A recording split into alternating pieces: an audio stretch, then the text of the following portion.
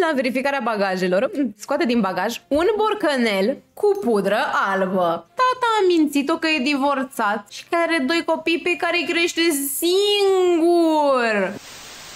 Acest program poate fi vizionat de copii în vârstă până la 12 ani, numai cu acordul sau împreună cu părinții ori familia. Genul programului, Janghină.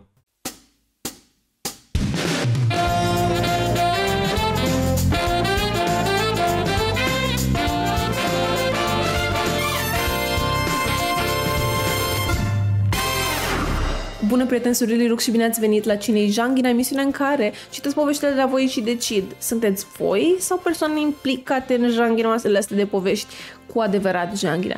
Cu mine în această seară este un co-host foarte special. Este aici să vină, este vorba despre...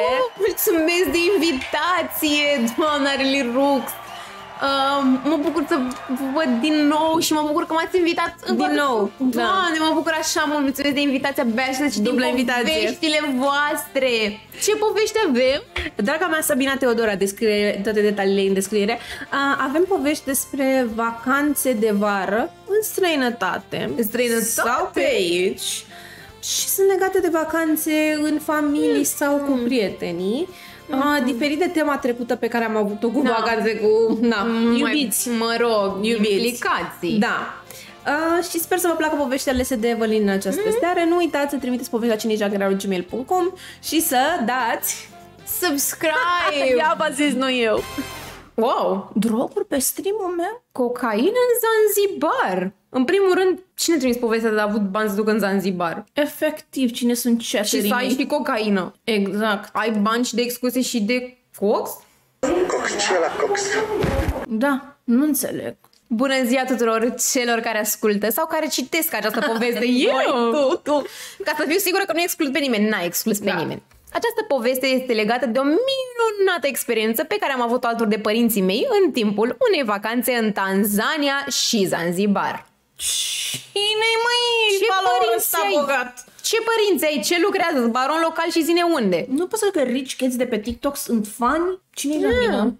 Cine ar fi crezut? Eu n-aș fi crezut. Părinții mei obișnuiesc să investească bani în vacanțe pentru că ne place să călătorim.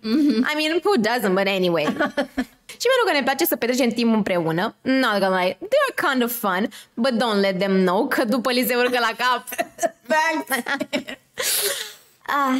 Mama și tata activând amândoi în domeniul fitness-ului. Oh, pudra, ok, it makes sense. It's starting to make sense. Tanta dietician și nutriționist și mama antrenoare personală și profesoară de sport, am preluat și eu acest stil de viață și totodată și avea obișnuința de a purta acest stil mai peste tot cu ei, chiar și în vacanță. Nu. Simt că trebuie să creez o voce nouă pentru fiecare personaj la fiecare poveste. Ar trebui și sincer nu știu de ce ai crezut că poți să vii aici nepregătită. Îmi pare rău. După câteva zile petrecute în Zanzibar, aveam bilete de avion luate spre Tanzania, care era foarte aproape de insulă. Știi cum e dacă mergi în Zanzibar? Te duci și nu e în Tanzania. Ești aici deja. E ca și cum te duce la Ploiești. Exact ce zici, pentru că și eu când am fost cu ai mei, cred că era 2016, dacă tu ai fost în 2014, ai fost înainte. Am fost în 2014. La fel am făcut. Așa e rata până în Tanzania, te duce, te distregi acolo la fel de bine. N-ai treabă. Ajungem la aeroport, trecem prin 50.000 de controle de parcă urma să intrăm în Casa Albă. Ca la verificarea bagajelor, tatălui meu se scoate din bagaj un borcanel cu pudră albă. În momentul în care am văzut oamenii de la securitate de panicați cu borcanul la mână, my jaw just dropped. No. Abia așteptam să văd cum se scoate toată din căcatul ăsta. Pentru că s-a prins copilul. Și-a dat seama și a zis, I'm gonna have a good time with this. Mama, nici nu mai zic, mai albă la față decât pudra aia din borcan, începe să panicheze și întreabă pe tata, ce stai și te uiți ca prostul? Ia și explică-le ce e în aia, că ne ia dracu pe toți, ne dau de mâncare la lei. Ce nesimțită! Ce nesimțită-i mama! Ma'am, that's... Doamnă, credeți că atâta au în țara aia? Iubit, I mean, she was funny, but ma'am. I don't think they gotta lie. tata, as anyone would do, calm, începe să le explice celor de la securitate, care abia știau engleză, că e creatină. Nu sunt steroizi, just to be clear, care e pentru mușchi. Da, că o să știe domnul ăla. It's creatin. Good sir, my good sir, go. Oh, you can go, sir, creatin, fine here, yes. Că nimeni nu știe, dacă nu ești în afara așa de fitness. Eu, pentru că am stat pe lângă oameni care erau pasionați de fitness, știu ce e creatină. Dar nu auzit în viața mea de creatină. Yep. Sau, că steroizi ar fi ilegali sau like, care nici nu Da, știu. cred că sunt ilegali. Ok. Nici nu știu. E creatină, păi zi așa. How would I know what that is? Că creatina sună ca o cremă care e într-o cutie de aia de cremă de gălbenele și creatină și ți-o dai pentru frigo. Ok, Încearcă cu cătine și creatină, nu? Mie îmi sună mai mult a keratină cu care de pe păr. Și asta. Or would I know. Explicațiilitatea fiind, citez, powder for big muscles while touching his Nu, abia the babies. abia aștept să anime mâna asta. My good sir, powder for big muscle. sir. No, sir. No for muscle. No. Nu. În mintea mea mă uitam la această conversație între cei doi oameni de la securitate care încercau să înțeleagă și cu unul râdeam că era prea penală faza, cu unul plângeam că nu o să înțeleagă ăștia și o să ne mai ția dracului aici, că nici infrastructura nu prea aveau ca să testeze pudra aia. Apoi, tata se oferă să ia o cupă de creatină să le dovedească că nu e ceea ce cred ei. No, why would you do that? Sir, let me show you. I take this. I'm good to go. Give me 5 minutes, not energetic, not party, good muscle. This make big muscle, nothing else. De ce nu i-a oferit și lui să încerce? Sir, you wanna try? We have more. No, we have big buckets in Romania, very easy. Personal coach. My God, personal coach. No. Why would he do that? I mean, ce faci în momentul ăla dacă nu te oferi să iei o cupă? I have no clue. Pentru că, hai să fim serioși, dacă era altceva și luai o cupă de aia, erai mort în 3 minute, true. Dă tata cabla a dat o voleu, o cupă de creatină. Păi moare după aia. Clătește gura cu un gât de apă și ca primit ne lasă să trecem. Is that easy? It literally worked. This should be... What? Acum știți cum să scăpați în aeroport? Nu. Doamne, nu pot să cred că chiar a funcționat. I mean, mama i-a zis. Marine, convinge. Dar nu mă așteptam chiar să meargă. Chiar nu mă așteptam. Da. Pare că poți să faci cu orice asta. Dacă arăți că o mănânci și nu poți să dar poți să faci și cu pudra de talc, ce faci? O pui pe picioare? Dacă, gen, uite, nu e cocaină și îți pui pe piele? Se dă la nu transpire. Da. Se dă și noi la fitness, la ceva, trebuie să dai cu pudra de talc. Mama săraca, trecută prin toate stările, începe să aibă o criză și să-i reproșeze tatălui pe un ton cât se poate de calm. Ți-a trebuit ție creatină, mătii, 2 săptămâni de vacanță, că ți-e lăsau țâțele dacă nu. Să te mai prind că ți-o mai iei cu tine în vacanță, așa ceva, de draci te-ai înțeles? You're very bad. Însă, de cealaltă parte, l-aveam pe tata care râdea cu gura până la urec cu mine, pe baza situației ce tocmai se întâmpla. Desigur că la întoarcere și-a lăsat borcănaș la hotel ca să nu mai apară cumva astfel de întâmplări. Săracii oameni de la cleaning care au găsit borcănașul. No. Săraca doamnă manager de la hotel. Doamnă, am primit asta, uite și am găsit.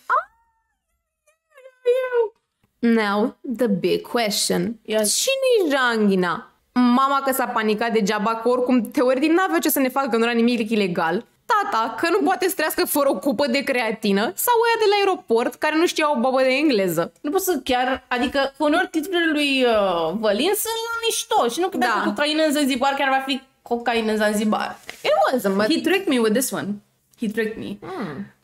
Băi, cam oricine se panica la un nivel sau altul. Da. Eu mă panichez și când n-am nimic. Mi-e frică că poate am uitat, am o apă micilară în bagaj de mână și nu e în punguță și mă panichez. Efectiv, mă bate domnul ăla. Mă panichez. Mie dacă mi-o găsesc și dacă mă opresc și nu pot să mai plec. Eu mereu sunt confuză când își scoateți toate obiectele tehnologice din geantă și uneori scot, nu știu, o tabletă, un laptop, ce dracu îi avea.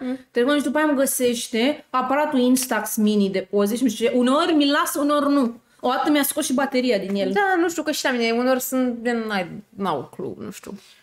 Dar cine e jagaretul? orice staff care din aport internațional ar trebui să știe engleză. I mean, ar trebui, dar nu găsesc tot timpul oameni pe care se angajeze care să știe engleză. Și probabil, nu toți au atât de mulți turiști internaționali. Eu în Air France, doamne, în Paris, nu știu dacă am întâlnit prea mulți oameni care vorbeau engleză. Dar nu poți să ai atâtea așteptări. Munce și în Franța, știu franceză, nu prea știu Așa a fost la noi pe zbor, dar bine că știa bărbatul în franceză, a vorbit numai în franceză cu dânsii. Doamne! Da? Deci știe bine franceză. Vorbește? Mersi, mă. Na, așa le-a zis. Bun. Păi și cu îi dăm Janghina Sabina, că eu nu vreau să-i dau la mamă, că și eu m-aș fi certat. Nu. Pe ăla. Nu, tatăl e Janghina. Ce căuta cu borcanele după el? La ce trebuie? Dar ce a trebuit tot după el? Lasă că dea că e cocaină, dar chiar nu poți să stai, să te pompezi cu whatever creatină is? Nu știu, dar pare că o iei ca să-ți crească mușchii, dar tu nu vrei să lucrezi pentru ei. I don't know, man.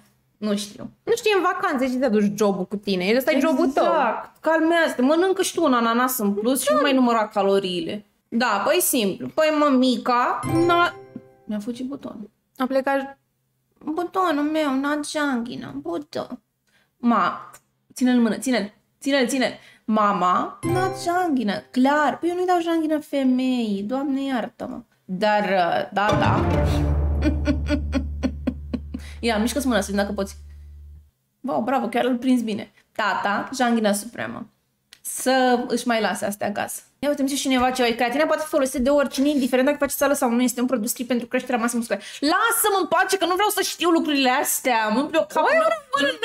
În loc să știu nuanțe de rujuri când mă întreabă cineva să nu trebuiască să mă uit pe telefon ca tine. Nu zic. Sabina Lip Product. Sabina. Am acest gloss de la NYX, ediția cu Barbie. Este lip glossul, este doar unul oricum. Da. Superb.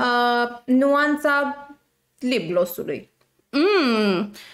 I have no Mulțumim, Sabina. E mai nouă It's a Barbie party. It's a Barbie party. Lip linerul vi zic imediat, pentru că am un lip liner roz. Și lip linerul este Color Elixir de la Max Factor. Wow, vine cu rețeta. Unde scrie nuanța la asta? Nu scrie. Pink Kiss este nuanța. Stau să-mi văd și creatina, auzi tu. Why would a man be there? Why would a man be there? Nu. Creatina e praf de cretă. Mersi, scumpa. Păi, da, înțeleg. Da, zi-mi așa. Ești pregătită pe Sunt pregătită, mai dau un pic cu rujuleț. Băi, dă-te că nu te arăta așa. Și sus un pic? Dar sus n-ai dat? Ok, bun. Următoarea poveste și uite ce ne scrie aici. Toxinfecție afrodisiacă. Ia auzi. Mie oricum este foarte silă, eu nu mănânc scoici, nu mănânc carcalaj de mare. Sunt gândaci. Da, sunt. You won't catch me dead. No? Deci o să mă scârbesc. Deși. Bă, un calamar prăjit la vremea lui. Da, dar calamarul e calamar. Înțelegi ce zic? Nu e... E calamare. Mare. Ai, că se fermă. Tu e calamar. Oribile. Da. Bun. Toxinfecție afrodisiscoică. Ok. I'm scared. Acum 3 verbi. Nu. Bă, da, nu tu un salut. Nu, n-am salutat pe nimeni. Nu tu posibil invitat. Nu tu Mona. Nu tu Vălin. Nu mai Team Rux, oamenii din spate care lucrează. Invitat YouTube, chat-ul. Păi oamenii ăștia te ascultă. Nu le pasă. Nu mai la ei. Din CV. Nu mai la ei să Păi gata, băi am terminat. Nici nu mai citim. La revedere. Autoarea. Hai citești-o totuși, că-s curioasă. Hai să vedem, dar nici nu, mă rog, mai zic. Acum 3 verbi. Mai exact, proaspăt despărțit de iubita mea, m-am gândit că era mai bine pentru mine decât să accept propunerea mea de a merge într-o vacanță cu ei în Bulgaria, să-mi mine camarul. L-am convins și pe fratele meu mai mare, Alex, să meargă cu mine, să am cu cine sta. Mi-am făcut bagajele și am plecat.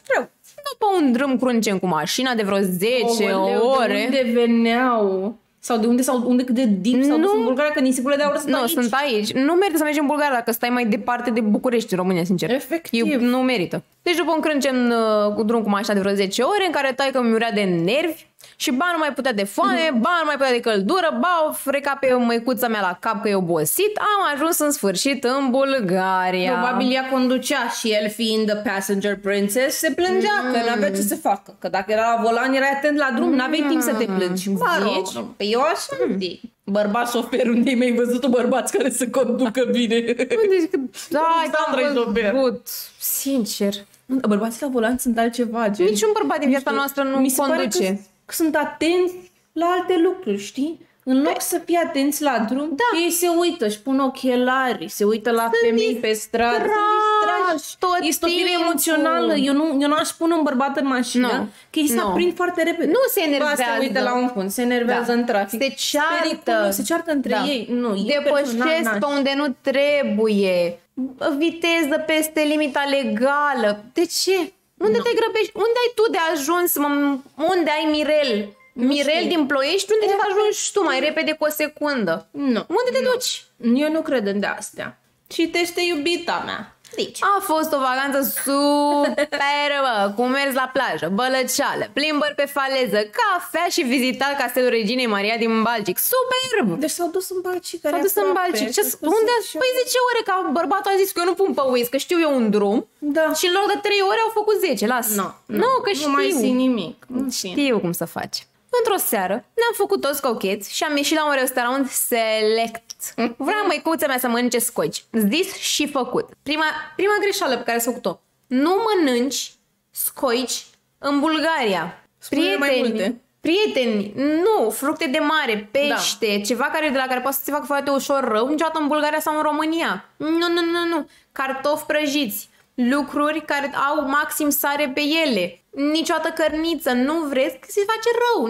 Nu paste, niciodată. Maxim pizza, cartofiori prăjiți și nițel. Salată de varză, atât. Da, și nu mâncați roșii. Nu mâncați roșii. Dacă se strică o roșie, vă stricați și voi la burtică. Sincer, e meniu mai bun oriunde mergi în România, în lung și în lat, că gen și în lung și în lat, decât să-ți iei meniul clasei de copilărie și nițel cu cartofi prăjiți sau o cărniță de pui cu piureu, și cu salată de varză. Piureuțul cu salată de varză.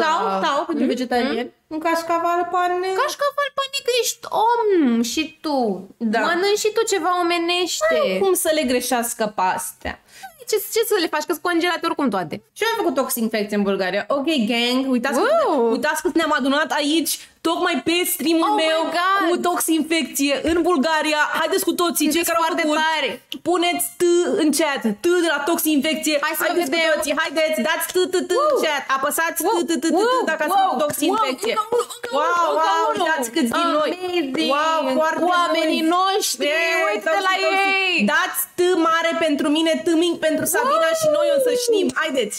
Vreau să vă văd, vreau să vă văd. T mare. Bun. Hai să vedem. Citeam eu sau tu nu mai țin minte? Eu citeam. Haideți, vă rog. Așa. M-am decis să mănânc și eu scoici împreună cu mama. După vreo 30 de minute, a trebuit să fug înspre camera hotelului, când mi-am dat seama că m-am stricat la burtă, la nivelul de a face apă în loc de caca. Literalmente mă căcam pe mine. Bănuiam că era de la scoici. De ce bănuiam? Ce intuiție bună. Okay.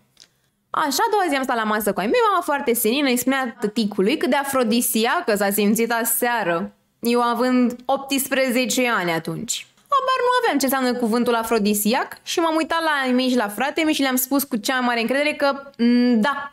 Și eu am fost tare afrodisiacă aseară. Credeam că afrodisiac înseamnă să te strigi la burtă. Nu! Băi, dar de ce maică sa? Ok, credeai, nu știai cuvântul, dar de ce maică sa s-a gândit de față copiii ei să zică lui tasu? Nelu, m-am simțit foarte afrodisiacă aseară. Nu era o conversație privată, ce să zică, Mari, ai tu, că te rezolvi. I don't need to hear a conversation. Mama horny, mama janghina. Au început tot să râdă de mine, iar Alex se uita la mine și îmi zicea am dormit cu tine în pat aseară, cum să zici asta? Oleu! I love it. I kind of love it când o persoană nu știe cuvântul și toți ceilalți știu, dar explicația apare pentru același lucru, gen să stai lângă mine stricat la burtă să tragi un părț, știi? I love it. E cringe, dar bun, îmi place. Da. Râsetele au ținut câteva minute bune și eu nu înțelegeam de ce familia mea râde de mine cum am stricat la burtă și încă mi era rău. Într-un final mi-au explicat ce înseamnă să ai apetit sexual. Literalmente le-am zis alor mei că am vrut să-mi o dau la buci. Nu dau. Nu. Dar de ce ți-au zis ei primii? De ce nu te gândești la asta?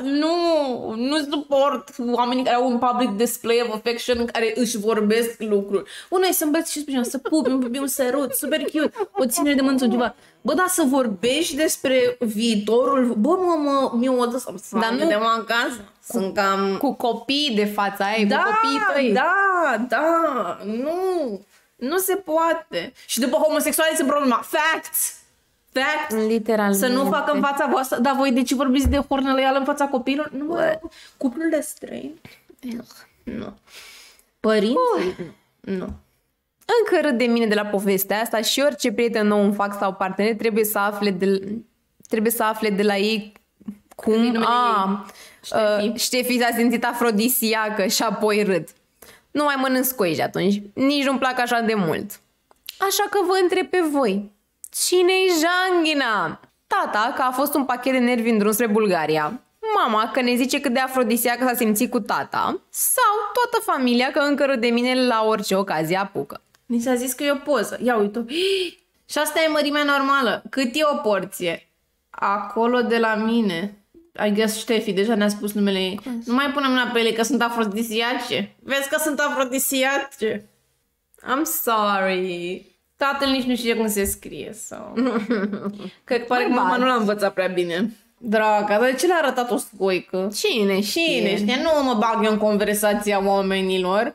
Înțeleg de ce toată familia poate fi Janghina. Eu înțeleg că eu sunt o persoană foarte înțelegătoare de fel. Ești empatică. Sunt empatică. Orice persoană care nu e empatică îți va spune cât de empatică este. Orice persoană care te va gaslight-ui și va fi abusive. Eu sunt super, sentiment, dacă tu ești supărat, eu sunt supărat. Și n-ai voie să fii tu supărat că eu sunt. Dar cine e? Eu cred că mai degrabă e... Ok, au râs toți, aș fi râde și dacă... ar fi râde dacă s-au căcat pe ea și haha, ți-a fost rău în vacanță, whatever. Da, Janghina, tata nu mi se pare că era nervos pe drum. Clasic bărbat. Asta face oricum, adică asta e de la sine înțeles. Măi, da, mama, să vorbești tu că a fost afrodiziacă aseară. De ce îmi spui mie ce-ați făcut voi în cameră? Că de-aia am luat camere separate, să nu aflu. Nu, mamă. Nu. Mulțumesc că ești de acord cu mine și haideți împreună. Să ții ăla în mână. Te rog, că data trecută nu l-ai ținut. Încerc să fac tot ce pot. Deci ți-l dau, îl prinzi? 2 mâini. Janghina supremă este mama. Ține-l. Cade, Sabina. Da. Janghina supremă. Și toată familia e Janghina puțin, dar mama este cea supremă. Mulțumesc. Hai că l-ai ținut. Măi, dar nu te-am rugat multe. Te-am rugat și să... L-ai tot mutat. Dacă îl muți de acolo, nu și unde îl pui. Adevărat. Sunteți pregătită să performați? Because being a woman is to be a woman is to perform. Bun. Ți-am trimis și ție TikTok-ul ăla cu jucărioara din magazin care se dă pe trapez. Și femeie, Și se dă în continuu pe ăla. Așa mă simt uneori. Da, și cu piesa aia din fundal. Da. Pe banii mei. Bună Rux, Muna, Valin, posibil invitat și nu în ultimul rând, salutări furtunoase chatului. Bă. Poftă bună YouTube dacă este cazul normal. Normal, o persoană care se simte. Știe, ca persoana de la tine care nu tu salut, nu tu pupic, nu tu mă rog. Țin să precizez că această poveste pe care urmează să o împărtășesc cu dumneavoastră este plină de suspans, intrigă, părinți care știu să folosească telefoanele numai în scopuri misterioase și, desigur, vacanța discordiei. Povestea începe acum câțiva ani cu ocazia majoratului meu. La mulți ani. După ce am primit cadouri de la prietenele mele, m-am îmbogățit de pe urma rudelor mele, care au fost destul de generoase. N-am să mint și n-am primit nimic de la părinții mei. Important de precizat. Ți-au făcut petrecerea. Ce mai vrei? Te-a făcut pe tine. Să invit o călătorie a tatălui meu în scop de serviciu. Deci el având o funcție în cadrul Ministerului Afacerilor Interne, rar cei drept mai apărea câte un training care trebuia făcut în altă parte a țării. Cum e team building la corporatiști, așa e și trainingul acesta la polițiști, cred. Fac niște jiu-jitsu, se dau unul peste altul de pământ, numai știu ce fac pe acolo, sincer. Nu cred că asta fac, sincer, nu. Da. Deci, astea pentru domnii de la mea. Ei sunt o scuză ca să se atingă să vorbească între ei, pentru că ei nu o fac cu alți bărbați. Este o scuză pentru dânsii să vorbească și ei despre sentimentele lor și să meargă în vacanță cu băieți între ei, știi? Și am treabă, e un training. Poza asta făceam jiu-jitsu. Te rog, se îmbrățișa și el cu prietenul lui pe care are de 30 de ani și niciodată nu s-au îmbrățișat. Această întâlnire urma să aibă loc undeva în nordul țării, așa că tata și-a făcut bagajul, s-a trezit în toiul nopții să plece și a venit la mine să-mi ceară niște bani, spunându-mi că îi trebuie pentru că poate nu-i ajung cei pe care îi are. Deci banii copilului ăsta care i-a primit de majorat. Domnul de la mea n-are bani? Vă rog frumos. Zi și făcut. I-am dat banii și el s-a făcut nevăzut în negura nopții. Zilele treceau. De la el nu primise niciun semn. În schimb, o vedeam pe mama, care, important de precizat, este o fire mai rege și nu-ți dai seama prea bine prin ce stări trece, cum stă mai mult pe telefon. Foarte serioasă. Retrasă. Într-o seară, stătea pe balcon și m-a chemat la ea să-mi arate ceva. Contul din bancă gol că îi mai trebuie bani. Ce crezi că era? O poză cu domnul și prietenul lui Trejean făceau jiu-jitsu. Sau asta. Dar unde-s banii? La mijloc. Pe banii mei. Că... Nu. Că se numește pe banii mei. Da. Dacă s-a dus la training și de fapt o înșela pe maică sa. Și maică sa era, de ce face pe banii tăi? Copilului, nu. Ce credeți că mi-a arătat? Suspans. Ea, suspectând că el nu se află unde a menționat. I-a cerut niște poze ca dovadă, iar el ce s-a gândit? Să ia prima poză de pe Google cu locul respectiv. Man, I swear. Sunt la Bâlea Lac. Bâlea Lac. Prima poză. Eram pe lac când am făcut-o, evident. Cu o cameră DSLR și am și editat luna în poză. Am editat luna în poză și am pus un watermark cu numele unui fotograf pentru că am vrut să fie mai cunoscut. Desigur, mama i-a trimis înapoi poza nedecupată de pe Google și l-a repăzește. I-a trimis paragrafe întregi, a intrat pe Facebook să-și dea seama cu cine e. Muncă de detectiv, zău. Tata ce să facă? I-a zis că vorbesc acasă și a închis telefonul. Logic că tata nu se afla în training. Era de fapt la vecin de peste Dunăre în vacanță la nisipurile de aur cu o doamnă pe care mama a găsit pe Facebook. Pe care ce credeți? Nu. Ce credeți? Doamne, ce mamă investigativă, o iubesc! To be a woman is to perform and to investigate. Efectiv. Am zis în același timp că e o vorbă care se știe din popor. Așa zicem tot timpul. Da. Doamne, iartă-mă. E și la mine cu rețele la fel, să vorbește și la tine la fel. Efectiv, la mine la judecătorie mereu zicem același lucru mereu. Doamne. Pe care ce credeți? Tata a mințit-o că e divorțat și că are 2 copii pe care îi crește singur. Niciuna era că are doar un copil. Nu, că am divorțat.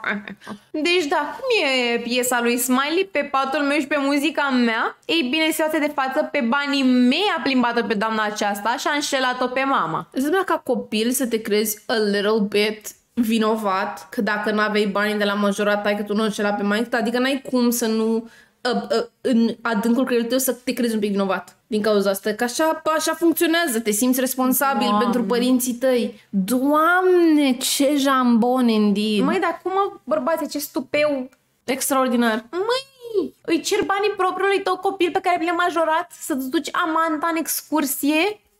Trebuia să oprească fraza la îi cer bani copilului. Bun, cum adică să nu-i dai tu bani? Nu, dar aia că mi se pare că e cu atât mai dusă în... Efectiv a dus-o pe doamna aia și îmi cresc singur copiii de la ei am bani.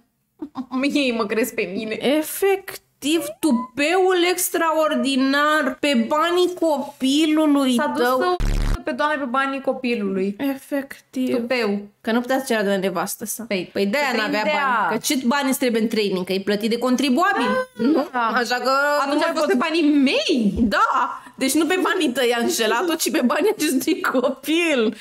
Doamne. Așa că judecătoarea supremă în Rux, the fate lies in your hands. Cine-i janghina? Jânghea. Mai zicem cuvinte diferite. Da, așa suntem noi crazy pe stream. Tata că a plecat cu banii mei și a mințit unde este și a înșelat-o pe mama. Doamna aceasta care chiar și după ce a aflat că are nevastă, tot îi zicea să se mute împreună și să o lase pe mama. Și tata chiar a zis că o lasă pe mama și se mută cu ea timp de 2 luni. Eu, că i-am dat banii și trebuia să-l las pe uscat sau nisipurile de aur, că au găzduit asemenea persoane? Avem și bonus. Avem și bonus. Dacă sunteți curioși, mama și tata încă sunt împreună, spre surprinderea tuturor. Ea divinizându-l. Și sunt 100% sigură că el încă vorbește pe Facebook cu alte femei. Aquarius man, for real. Yep. Doamne, Doamne, nu pot să cred că încă e cu el. Eu credeam că s-au despărțit. Da. Eu credeam că zici că acum gata, la Da, credeam că asta e bârfa. Hot girl summer, mama, și gata. Da, și mama îi cere împrumut la copil, dar să se distreze. Și pe asta i-aș da bani, că e singură acum. Wow. După ce când a primit bani de majora copilul ăsta, i-a mai dat și bani lui taică. Copilul ăsta trebuie să fie omul care se duce la nisipurile de aur să distreze. Efectiv, n-a putut să meargă pe bănuții lui, autoare, pe bănuții ei, că a trebuit să-i dea bani lui taică să-i înșele pe ăsta. E clar, nici măcar nu cred că trebuie să mai Nu, să mai ceva. ține mâinile să-ți dau janghina soții, ține. Janghina este tatăl. Cum să cer bani de la copilul tău să te duci cu amanta? Nici măcar n-a dus-o în țară, a dus-o în nisipurile de aur ca să pleci să nu-l vadă nimeni, știi? No. Și mama detectiv, bravo ei. Bravo ei, eu iubesc. Bravo dânsei că își face job-ul. Păcat că își pierde acum tinerețea cu Domnul ăsta, îl divinizați cu un bărbat. Like, de asta eu nu înțeleg religia. Ok, ești religios, înțeleg. Dar divinizezi un bărbat în cer? Dacă era o femeie, eram gen, ok, make sense, I respect your religion. Da, dar bărbat, adică știi că n-ai o șansă. Ce să divinizezi? Exact. De-aia nu. De-aia eu iată că eu nu înțeleg aceste lucruri. Mă rog. Să ne-a fost să fie. Bun, a dat domnul datoria? Asta e întrebarea. Ai primit banii înapoi, ți-a dat datoria înapoi, autoarea în chat. Săraca, iubită. Da, tu ești autoarea? Doamne ajută, bine că ți-ai dat înapoi. Sănătate părinților tăi, să le meargă bine. Pare rău. Wow, ce povești crazy din vacanțe cu familie au fost. Ăla cu tatăl m-a șocat. Nu mai zic nimic. Vă așteptăm și pentru alte dăți viitoare să urmăriți și celălalt episod al nostru cu vacanțe cu iubiți. Acesta a fost episodul cu vacanțe cu familia. Da. Mulțumim că v-ați uitat. Ea este again Sabina Teodora. Aveți toate detalii în descriere. Vă pup! Pa! La un moment dat, începe să miroasă foarte dubios în autocar. Mie mi se părea că miroase a caca de bebeluși. Relația lor de prietenie a pornit de la faptul că, din moment ce era evitat de bunici, nu mai avea de unde să ceară bani de țigări. Nici mie nu mai dădeau bani de buzunar, de frică să nu fie de fapt pentru vicile lui. Misterul rămâne nelucidat până în momentul în care m-am dus pe balcon, unde am aflat de cine, sau mai bine spus, de ce se sperioase Viorica. Seara mea avea să se schimbe. De fumat am fumat, de băut am băut, iar de pupat am pupat.